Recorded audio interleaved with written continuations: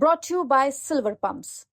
Top quality और consistent performance के लिए सिर्फ सिल्वर पंप्स नाम याद रखना। एक्चुअल में जब ये प्रोग्राम प्लान हो रहा था तो मैंने डॉक्टर हरीश जी को बोला था कि आज का दिन तो भाई राम नवमी, महावीर जयंती और बड़ा रिलीजियस डे है, तो बहुत सारे कार्यक्रम, भजन संध्या, आज इस्कॉन मंदिर रोहिणी का भी उद्घाटन कार्यक्रम भी है, तो मैंने रिक्वेस्ट किया था कि ये दिन जो है वो चेंज हो जाए तो बहुत अच्छा होगा, रिलैक्स होकर कार्यक्रम होगा। पर डॉक्टर सुनते कुछ नहीं है, उन्होंने करना वही होता है जो उनके मन में होता है। आप कहोगे कि भाई बीमारी मुझे ये है, पर इलाज उन्होंने वही देना है जो उन्होंने देना है। तो फाइनली अभी वो इस्कॉन मंदिर वाले फोन कर रहे हैं, मैडम रात को ही फाउंडेशन रखोगी क्या आप? मैं कभी मैं कुछ नहीं कर सकती, जब डॉक्टर के हाथ में आ जाओ तो फिर वही करते हैं, फिर कोई कुछ नहीं कर सकता। पर आज मेरे लिए बड़े सौभाग्य की बात है कि दो अध्यक्ष जिनके अध्यक्षता में मैंने काम किया, 2007 में जब मैं पहला अपना एमसीडी का चुनाव लड़ी तो आदरणीय डॉक्टर हर्षवर्धन जी प्रदेश अध्यक्ष थे और उन्होंने मुझे चुनाव लड़वाया। पहला चुनाव मेरे जीवन का, इस जनप्रतिनिधि के नाते यूनिवर्सिटी के बाद आपने मुझे मौका दिया और हमेशा सपोर्ट किया, बहुत सपोर्ट किया। और मतलब मैं सच में ये कह सकती हूं कि एक ऐसा व्यक्तित्व जिन्होंने कभी कोई किसी तरह की अपेक्षा पाली ही नहीं, किसी से भी नहीं, मुझसे क्या किसी से भी नहीं करी। मतलब कभी चुनाव के समय लोग चाहते हैं कि भी लोग हमारे चक्कर काटें, मिलें, कुछ ना कुछ ऑब्लाइज करें, कुछ सेवा करें, पर डॉक्टर हर्षवर्धन वो व्यक्तित्व है जिन्होंने हमेशा टैलेंट को सपोर्ट किया और हमेशा ये सपोर्ट करते हुए कि नहीं, मैं कई बार कहती थी सर मैं आपसे मिलने आना चाहती हूँ। अरे क्यों मिलने आना चाहती हूँ, काम करो भाई फील्ड में। तो ये ऐसी शख्सियत है जिन्होंने जीवन में मुझे बहुत आशीर्वाद दिया, हमेशा कुछ ना कुछ अच्छा सिखाया और उनकी वर्किंग से मैं हमेशा इंस्पायर रही कि आपने जिस शुचिता के साथ में राजनीति की, ये हम सब के लिए इंस्पिरेशन है। एक बार जोरदार तालियां हम सबके मेंटोर, हम सबके गार्जियन डॉक्टर हर्षवर्धन जी। सौभाग्य है हमारा कि 10 साल सांसद के रूप में उन्होंने हमारे क्षेत्र को संभाला भी, और दूसरा सौभाग्य है कि वीरेंद्र सचदेवा जी किया, वो वीरेंद्र जी ने भी वही, हम कहते थे वीरेंद्र जी ये मौका है, ये काम है, तो वो हमेशा कहते थे भाई काम करो, अपना फील्ड में रहो, कोई जरूरत नहीं है मिलने की, कोई जरूरत नहीं है। पता नहीं ये मेरा गुड लक रहा कि मुझे ऐसे अच्छे अध्यक्ष मिले। और हर्ष मल्होत्रा जी, उनका भी हमेशा बहुत मार्गदर्शन रहा और मिलकर के मुझे तो एक समय ऐसा था, मैंने एक रिक्वेस्ट किया, वीरेंद्र जी अध्यक्ष रहे और महामंत्री रहे, हर्ष मल्होत्रा जी, मैंने कहा भी ये काम करना है, तो वीरेंद्र सचदेवा जी ने हर्ष मल्होत्रा, अरे इसको विधायक लड़ाना है ना भाई, ये कह रही है वो काम कर दो।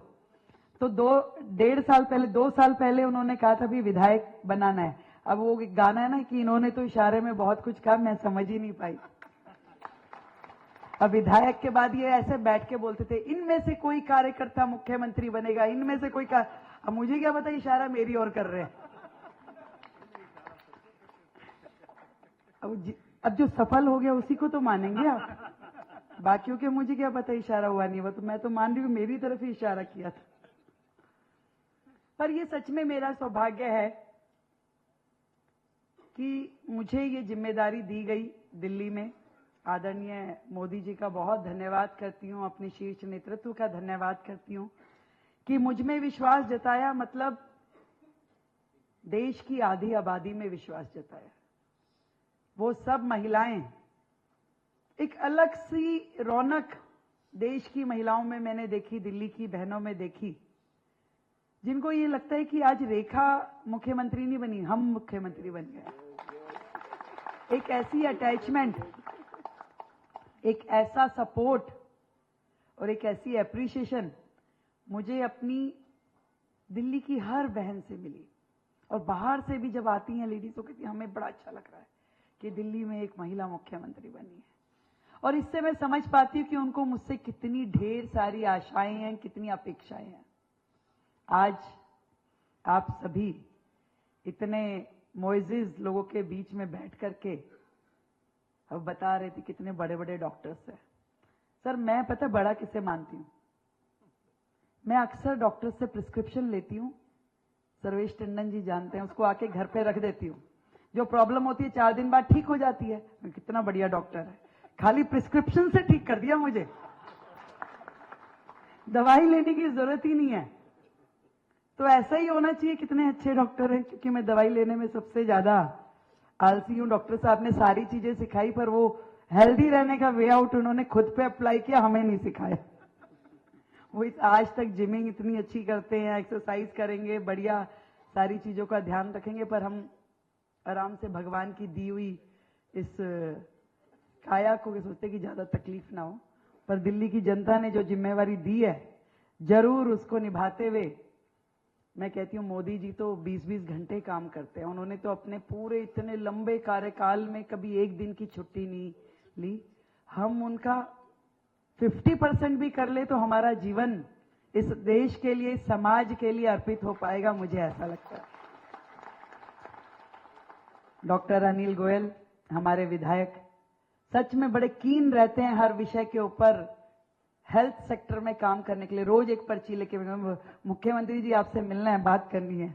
मैं डॉक्टर साहब करती हूँ, अभी बात करती हूँ, क्योंकि इतने सारे विषय हैं उनके बीच में। मैंने हमेशा उनके अंदर वो ऊर्जा देखी है जो हेल्थ सेक्टर में अच्छा काम करने के लिए उनके अंदर एक जज्बा रहता है।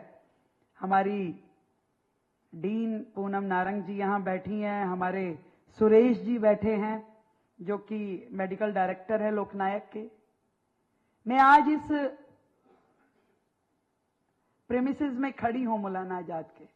मैं आज आप सबको एक खुशखबरी भी देना चाहती हूं। मैंने अभी पूरा स्टडी किया कि कितना बड़ा प्रेमिसेस ये है, जहां पे आसपास हमारा कितनी जमीन है, कहां कहां पे किस तरीके की फैसिलिटी दी गई है। तो हम सब ने ये निर्णय लिया है कि मौलाना आजाद कैंपस के अंदर हम पेशेंट्स के लिए, पेशेंट के अटेंडेंट्स के लिए एक ऐसा यूनिट बनाएंगे जहां पे वो ठहर सके, रह सके, बैठ सके, काम कर सके। एक अच्छी कैंटीन जो कि पूरा उनके साथ जितने अटेंडेंट्स आते हैं उन सब के लिए वो कैंटीन काम करेगी, डॉक्टर्स के लिए, बाकी एम्प्लॉइज के लिए। और अच्छे नए हॉस्टल्स जो यहाँ पे मेडिकल के स्टूडेंट्स हैं जो जर्जर अवस्था के हॉस्टल में रहने के लिए मजबूर है, उनके लिए नए हॉस्टल्स हम इस प्रेमिसेस में बनाएंगे। आज मैं इस हॉल में इस बात की घोषणा करते हुए मुझे बड़ी खुशी हो रही है। मुझे बताया, मैंने देखा कि किस तरीके से बुरी हालत में यहां की इमारतें हैं। जरा सी रिपेयर करने के लिए भी कोर्ट की मदद लेनी पड़ती है। और सच में हमारे देश का, हमारी दिल्ली का इंफ्रास्ट्रक्चर इस समय इस हालत में है कि उसको बहुत इलाज की जरूरत है। अभी हरीश जी जब बोल रहे थे उन्होंने वीरेंद्र जी को कह दिया डॉक्टर वीरेंद्र सचदेवा। तो मैं कहा देखो आपको डॉक्टर बना दिया। कह रहे बीमारी का इलाज तो मैंने ही किया है दिल्ली की। तो ये सच में डॉक्टर हैं जिन्होंने दिल्ली की बीमारी का इलाज किया है। तो हमारे इस हेल्थ इंफ्रास्ट्रक्चर को बहुत ज्यादा केयर टेकिंग की जरूरत है, क्योंकि हमारा ये हेल्थ इंफ्रास्ट्रक्चर ही बीमार है।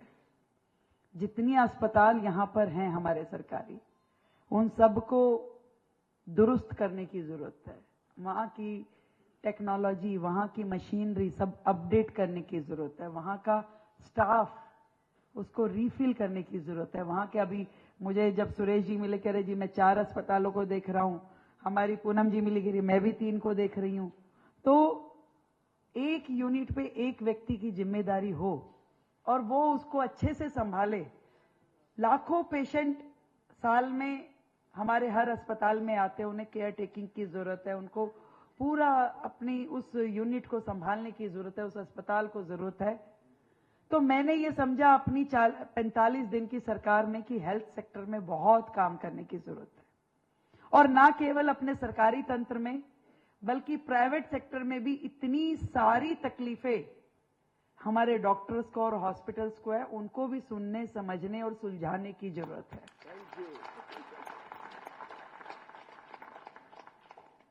इस बीच में कई बार हरीश जी, रोहिल्ला जी, आप सबने अलग अलग मौके पे डॉक्टर्स के साथ में हमें बिठाया, हमारे बवेजा जी ने, और सब डॉक्टर्स ने अपनी समस्याएं कही कि हमारी समस्या की और किसी को ध्यान ही नहीं है। एक छोटा सा डॉक्टर एक क्लिनिक खोल करके बैठा, पर उसको इस तरीके से ट्रीट किया जाता है जैसे पता नहीं कितना ही बड़ा इंस्टीट्यूशन वो चला रहा है। कितने तरह के उसके ऊपर टैक्सेस लग जाते हैं, कर लग जाते हैं, और वो इन्हीं को झेलता रहता है। यहां तक कि बिजली भी कमर्शियल रेट पे मिलती है आप लोगों को। तो ये सारे मैटर्स जो हैं सॉर्ट आउट करने की जरूरत है। एक लंबी डिस्कशन एक दिन हमारे बीच में हुई कि भी क्या कर सकते हैं, पर मैं आज आप सबको यहां बैठे हुए हर एक हमारे मुअज़्ज़िज़ व्यक्ति को ये कहना चाहती हूं कि इस फील्ड को स्मूथ करने के लिए और आप सबकी तकलीफों को कम करने के लिए 100% आपकी अपनी ये सरकार बिल्कुल कमिटेड है और डेडिकेटेडली इन सारी समस्याओं को समाधान देने की हम कोशिश करेंगे। 27 साल बाद आप सबने बहुत मेहनत करके इस सरकार को बनाया है, और हम लोग भी मोदी जी के उसी मिशन पे चल रहे हैं कि सबका साथ, सबका विकास, सबका प्रयास। हम सब मिलकर के, चाहे वो गवर्नमेंट सेक्टर के लोग हैं, चाहे प्राइवेट सेक्टर के लोग हैं, एक ही ध्येय है कि देश में हर एक को हेल्थ की फैसिलिटीज भरपूर मिले, इतने अच्छे से मिले कि कोई बीमारी के कारण, इलाज ना होने के कारण तकलीफ में ना रहे, उसको प्योर ट्रीटमेंट मिले, उसको पूरी फैसिलिटीज मिले, उसको हर वो सुविधा मिले जिसका वो अधिकारी है। ये काम आप सबके सहयोग से होगा, आप सबके सुझावों के साथ होगा, और इस सरकार को चलाने में आप सबकी बहुत मदद और ब्लेसिंग की मुझे जरूरत है, और आप सब वो मार्गदर्शन जरूर सरकार को देंगे।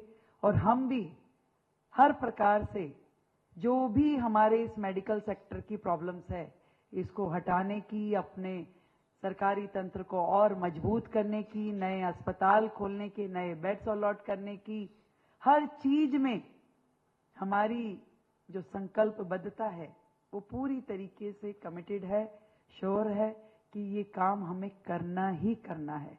और बधाई देती हूं मैं दिल्ली की जनता को और मोदी जी को धन्यवाद कि आयुष्मान योजना लागू हुई, और दिल्ली के बजट में हमने 13,000 करोड़ रुपए बजट के लिए इस हेल्थ सेक्टर में काम करने के लिए रखा है। पिछली सरकारें तो अस्पताल बीच में चलते में छोड़ के चली गई। मतलब माननीय मुख्य जो हेल्थ मिनिस्टर थे वो चलते चलते 5 मंजिला अस्पताल को वहां जाते हैं, राउंड करते हैं, कहते 2 और बढ़ा दो। तो ये ऐसी पढ़ी लिखी सरकार जिन्होंने पूरे हेल्थ इंफ्रास्ट्रक्चर के लिए बहुत बहुत डैमेज रोल प्ले किया, आज भी उनकी बनाई हुई 7 प्रॉपर्टीज जो कोविड के समय में जो शुरू हुई, आज उसे इवेल्युएट करते हैं जिसपे कम से कम 2,000 करोड़ रुपए खर्च हो चुके, वो जीरो वैल्यू है, जिसका आज की डेट में कुछ भी होना संभव ही नहीं है। ऐसा नुकसान दिल्ली को पहुंचाने वाली पिछली सरकार थी। मुझे खुशी है कि आप सबकी मेहनत से वो बीमारी कट गई और आप सबने दिल्ली की जनता को स्वस्थ रहने का नया साधन दिया है, और मिल करके आप सबके साथ इन सारी समस्याओं को दूर करेंगे और बैठेंगे, चर्चा करेंगे, मिलके बात करेंगे और उन बात को समाधान के रूप में परिवर्तित करेंगे।